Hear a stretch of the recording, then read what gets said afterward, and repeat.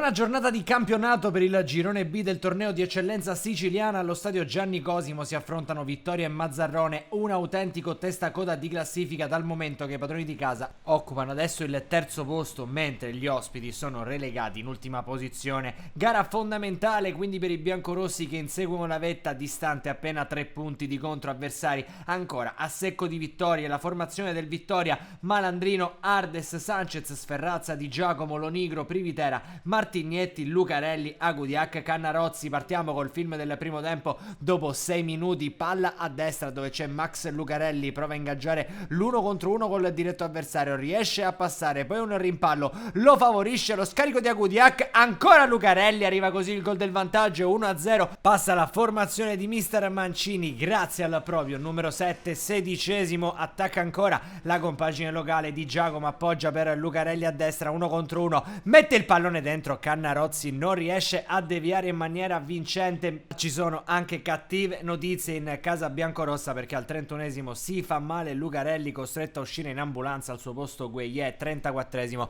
calcio d'angolo, 2-0 vicinissimo per i padroni di casa. Sferrazza ci prova sulla linea, è mostruoso l'intervento di Barbagallo, poi Cannarozzi non riesce a ribadire il rete. Minuto 40, calcio di punizione, Privitera alla scodella dalla destra, pallone sul secondo palo dove svetta Gueye, da soltanto l'illusione del gol. Minuto 43, ancora Gueye, ingaggia l'uno contro uno, mette all'indietro per Di Giacomo, stop e conclusione violenta che vale il 2-0 della vittoria. Le reti realizzate da Lucarelli e da Di Giacomo fanno felice fin qui la compagine di mister Mancini. Al 72esimo ancora Gueye potrebbe arrotondare il punteggio, salta qui il diretto avversario, il pallone finisce direttamente fuori, classica girandola di gambi Vittoria che addormenta la partita fino all'80esimo quando Gueye mette dentro e trova la deviazione di un difensore che vale il 3-0. Finisce così al Gianni Cosimo, si rilancia il Vittoria che torna alla vittoria, lo fa con un netto 3-0 contro il Mazzarrone firmato da Lucarelli, Di Giacomo e da un autogol. Amici di Wisport è tutto, a loro un cordiale saluto e come sempre alla prossima.